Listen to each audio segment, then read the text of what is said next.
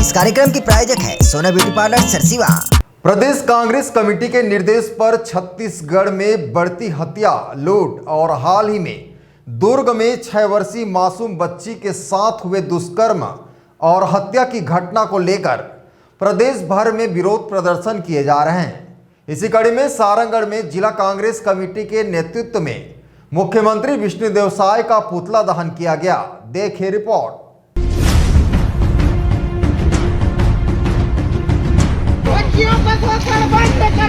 बंद करो। सारंगढ़ बिलायगढ़ जिले के भारत माता चौक में जिला कांग्रेस कमेटी द्वारा प्रदेश के मुख्यमंत्री विष्णुदेव साय का पुतला दहन किया गया।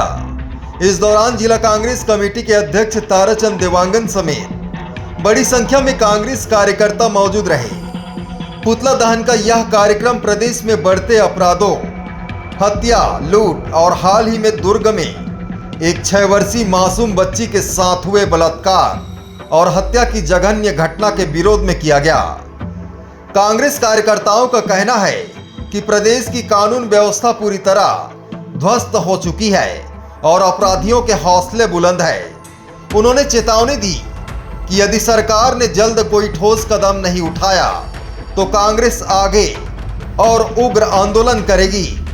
आज हम लोग सारंगढ़ मुख्यालय में जो अमानवीय घटनाएं घट रही है छत्तीसगढ़ शासन के दिशा निर्देश में, एक छोटी सी मासूम बच्ची का रेप हो जाता है और प्रशासन मुख दर्शक बैठे हैं देखते हुए, तो उनके विरोध में हमने आज सारंगढ़ मुख्यालय जिला सारंगढ़ में मुख्यमंत्री विष्णुदेव साय जी का पुतला दहन किया है।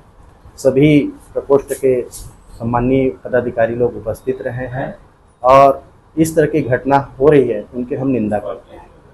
आज प्रदेश कांग्रेस के निर्देश के अनुसार जिस प्रकार छत्तीसगढ़ में हत्या, लूट और कल परसों जो दुर्ग में हुई 6 वर्षीय बालिका के साथ हमारे अत्याचार और हत्या हुई है, उसके खिलाफ में आज जिला कांग्रेस कमेटी अध्यक्ष ताराचंद जी के नेतृत्व में आज मुख्यमंत्री विष्णुदेव साय जी का पुतला दहन कार्यक्रम रखा गया था।